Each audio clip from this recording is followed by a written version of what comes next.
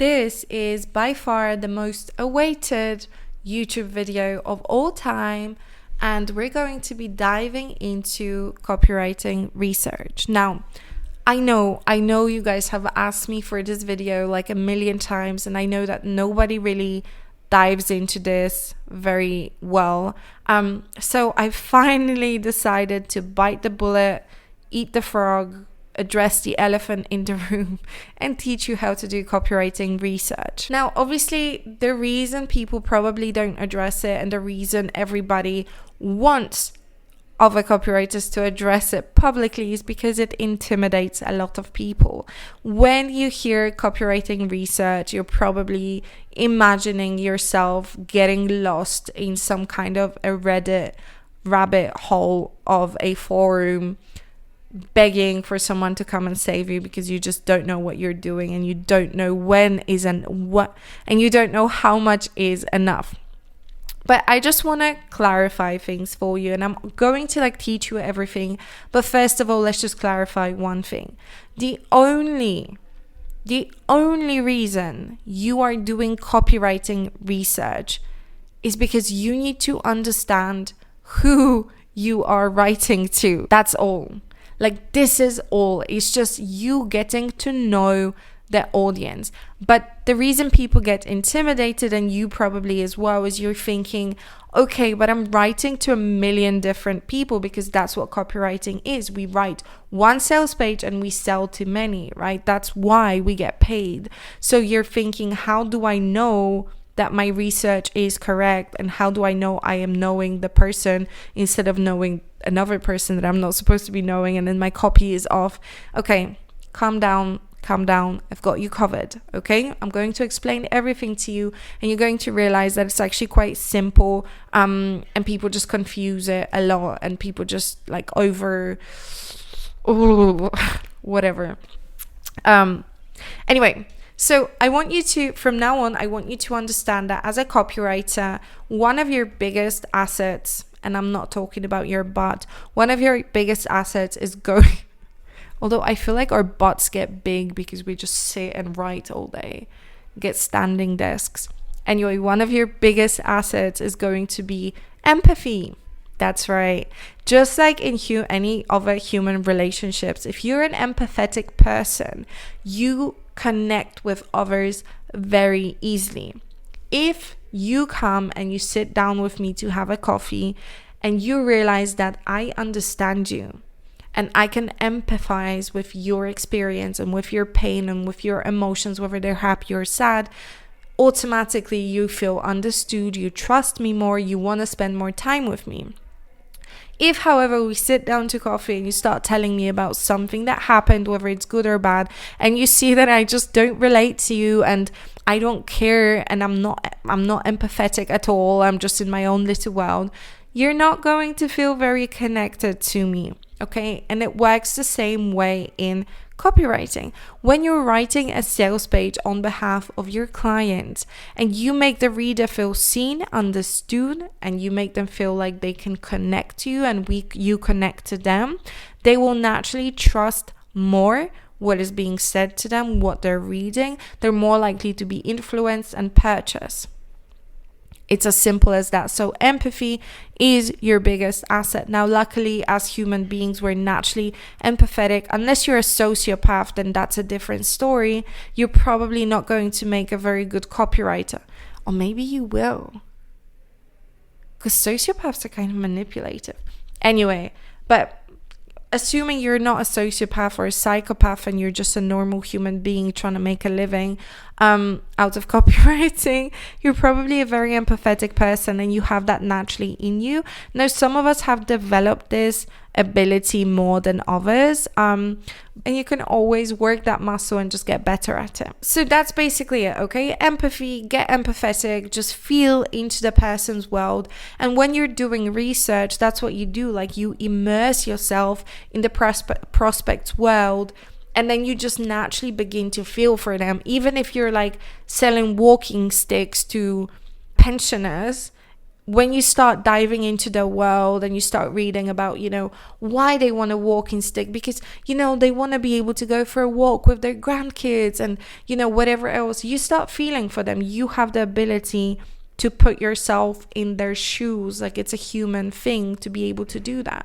So then you're able to communicate with them better, because all of a sudden you're on their level, or at least you're closer to their level. Now, you also have to understand that your research will never be 100% accurate, and nobody in this world has the capacity to fully understand you. You don't even have the capacity to fully understand yourself, okay? So don't feel like, oh my God, I have to be 100% accurate and I need to know everything about this prospect, because one, the prospect is not actually one person, it's a matrix of people, and two, each one of those people has their own matrix in their head. So no, it's not going to be 100% accurate, but you need just enough to be able to communicate with them in relation to whatever product you're selling.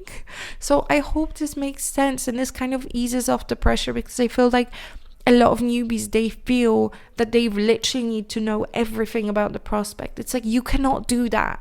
You're not capable. Nobody is. Now, another thing I want to point out, the level of your project is going to determine how much research you're going to do. Okay. So you're not going to be doing a month's worth of research for a client who's paying you $400. No, thank you. Okay.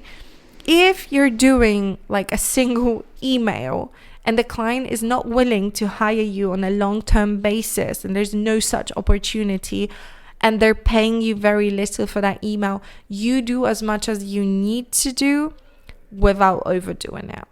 Okay, your due diligence, yes, you need to understand who you're writing to. In this case, they should provide you with the research. If they don't want to, you have to make it clear to them, like, listen, at this price point and for a one-off project like that, I'm not going to do like all the necessary research. My professional recommendation is that you have proper research done, but if you're not willing to pay me for my time doing that, then I'm sorry, like, this is just how it's going to be. And at least you're not BSing them, you're just telling them the truth and you're being transparent. Now, if you are getting paid a lot, so if you're like getting paid like $10,000 to write a sales page, yeah, you can do a lot of research. If you're working on a monthly retainer with a client, yes, you can do a lot of research, but just be aware of this. Like, don't stress yourself about research if you're working on a $40 project. Like, it just doesn't make sense. Okay, so now that you understand that the level of your research is going to be determined by the level of the project, let me explain to you the different levels of research that you can do as a copywriter. So the basic level is the first level, and it's the low resistance level, but it's also what you will do 90% of the time. I'm not lying. Like, most of the time, this is all the research you're going to be doing. Okay, so the first, like, lowest thing that you can do is create a client avatar based on intuition. So this is really easy, especially if you are the target market or you already know the industry really well and you can come into a brand and you're just like, I just know like who you're selling to. I know it either because I am it or because I've been in this industry long enough to understand. So let's say that, you're a doctor and you've worked with women, helping them with weight loss. And then you go and work with a client who's offering weight loss programs for women. You understand these women really well because you've been around them. Or if you're a woman who wants to lose weight, and then you're working for a client who's writing to women who want to lose weight, well, guess what? It's like you're writing to yourself. It's going to be very easy to understand the client avatar in that case scenario. And actually, one of the things that is recommended by Robert Collier in his book is that you ask yourself, how would I need to feel in order to do what someone is asking me to do, right? How would I need to feel in order to pay this much for this product? And this is exactly what you want to do. You want to put yourself in their shoes and be like, okay, how would I need to feel? And it's so easy to do that if you are the target market. And that's kind of what I start with anyway. Like if my client doesn't have a client avatar at all, I just have a conversation with them about their product, their service, who they think they're serving, what kind of customers have come through their door. And then based off of that, just with my intuition and like just by the logical, putting 1 + 1, connecting the dots, I'll create a client avatar. Then I'll take it a step further it's kind of like I created a hypothesis in my head about who I think the client avatar is. And then I actually go into the real world, which is Reddit. I go into Reddit and I confirm whether that's true. Now, the reason Reddit is such a popular place for research is because it's anonymous. Now, people are more likely to speak the truth when they're protected by anonymity. If you are to go into your Facebook right now and post something, everybody knows who you are. Like your grandma is on there, your auntie's on there, your judgmental cousin is on there. You're not likely to tell the truth. You're not likely to be transparent, especially if it's something that's a problem, right? Like imagine if you were talking about like a problem with your pee-pee or something. You don't want to post that on your Facebook wall. But you're very likely to go to Reddit because you're anonymous. I'm not speaking from experience, by the way. So that's number 1.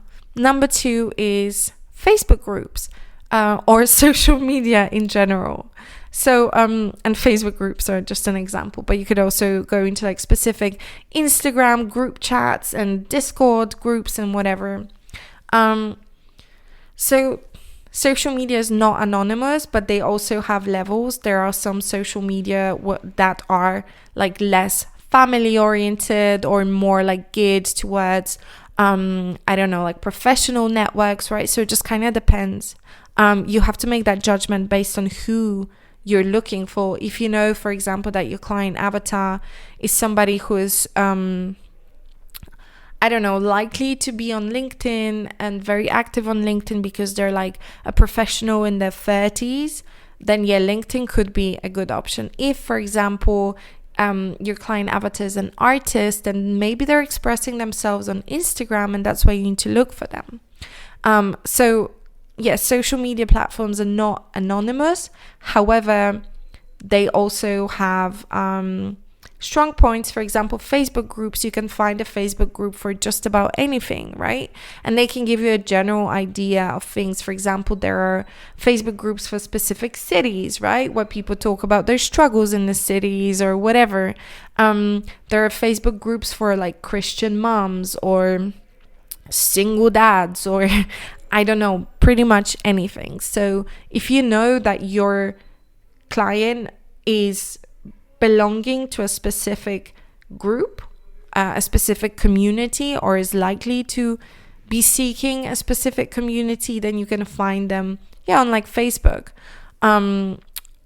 So that's social media. Then you can also look at things like Amazon reviews, right? And this is where you would see, okay, what has my customer tried so far and what experience they've had. So Amazon reviews is one example, but you could also try reviews on competitors' sites. You could also see like YouTube testimonials or YouTube reviews or my experience doing this and my experience doing that.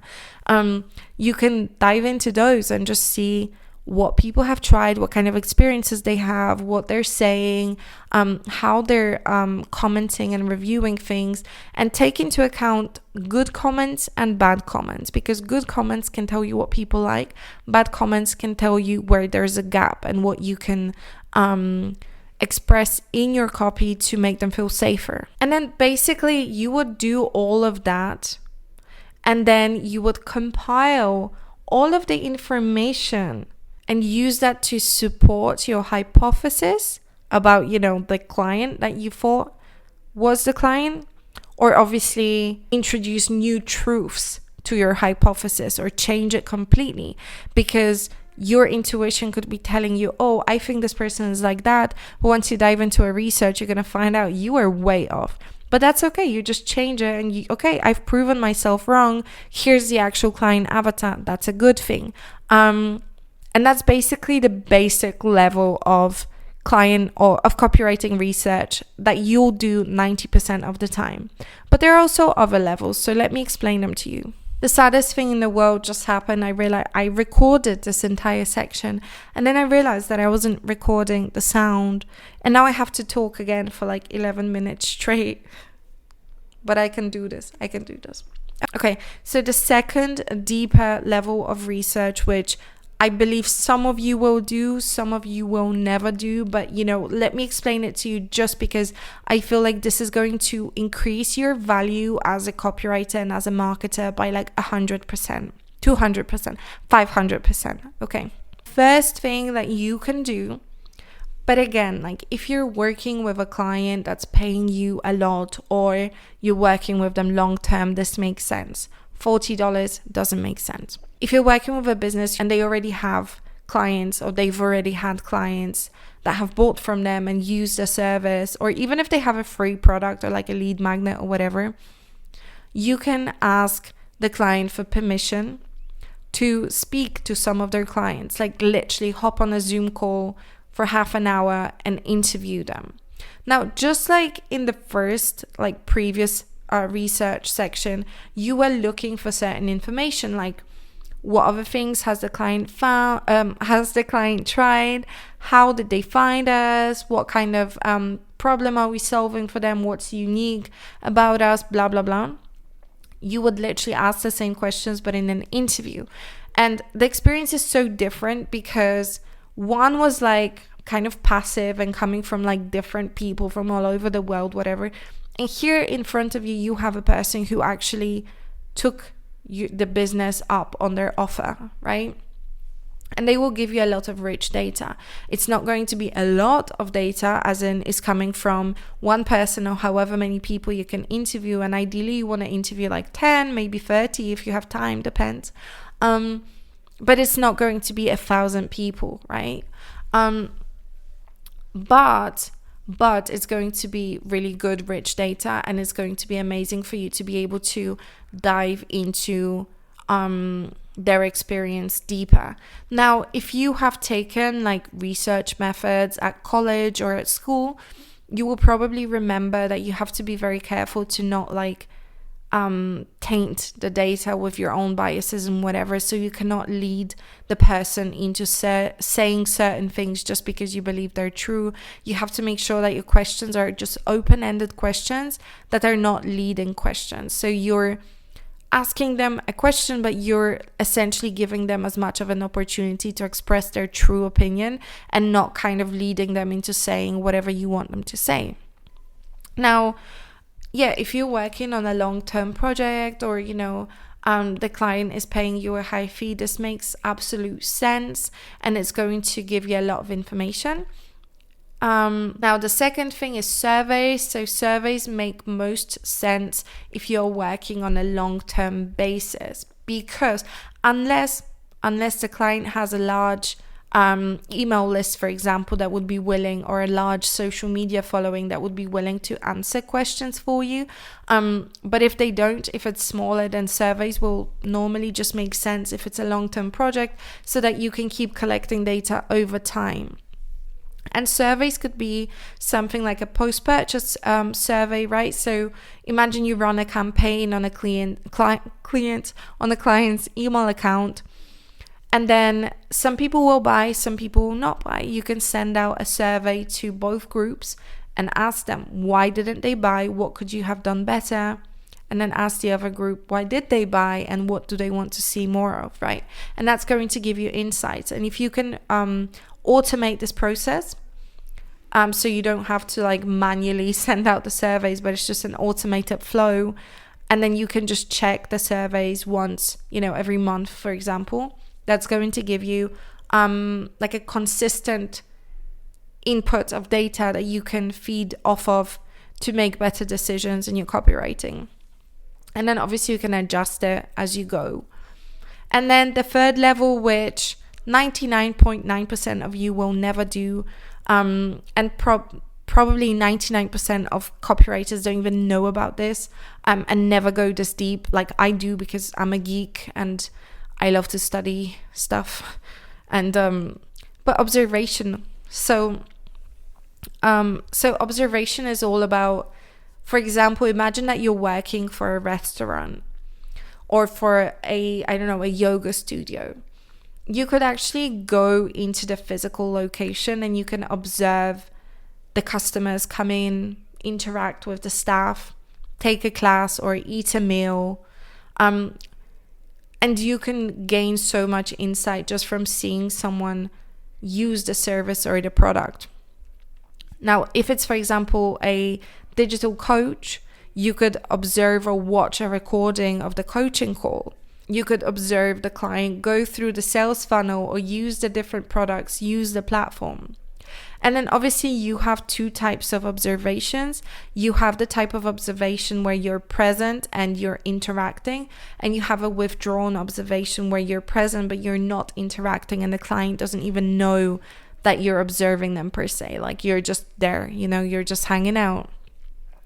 If it's a physical product, you could literally watch someone use it and see how they interact with this product. Like, for example, this microphone, Logitech could come into my house and sit down and see me use it. Like as I'm using it right now to record this video, I could have someone from their team like sitting over there and taking notes and watching me use it and how I interact with it, and they could ask me questions, or they could just simply observe me use it. And that would give them a lot of insight on how to maybe better design the product, how to describe the product to others, how to, fuel the marketing campaigns and stuff. Now, observation is usually something that's more like user experience related. However, I do believe that it can give a lot of insight into how we market products and how we talk about and communicate about products. But again, I do feel like 99% of people, especially copywriters, will never go this far because nobody's this extra, let's be honest. And normally if a company gets to like this high level, they would hire someone else to do that. They wouldn't get the copywriter to do it. However, if you're working with a business where they're paying you a high retainer, but they don't have like someone specifically doing the research, you could be the one directing it, or you could be the one doing it, and you would position yourself very, very high and professional in that sense. Now, okay, that was actually 6.5 minutes instead of 11, but there's another part. So how do we actually use research? So now that you know the different types of research that you can do, and obviously you understand that you would be collecting information, what do you then do with it? So number one is obviously all of that research is going to help you generate ideas, because you're going to get such an in-depth understanding of who you're writing to, that it's going to be like natural for you to come up with ideas. And I always recommend, and I always do this as I'm doing research, I just have a notepad open that's just dedicated to ideas, like just things that come to my mind as I'm thinking about, even if I'm diving into like a specific, thing about the client avatar, I'll have ideas that come into my mind, and they're about copy. Like my mind is future pacing itself to like when I'm actually writing the copy. So I just note down the ideas because some of them might be good, some of them might be trash, but whatever, we'll find out later, right? The second thing is I use the research to like go back and forth and check the connection of the copy. So a lot of copywriters, too many copywriters, what they do is they do all the research, they do like a great client avatar, then they write the copy, but they never actually go back. Like once they do the client research, they never actually go back to it, which is ridiculous. And then they just assume that, okay, I've done the research, I've done the copy, I can go and like move on. But actually the best thing to do is like write your copy, but keep going back and forth to make sure that the connection is there and that you're still on the right track.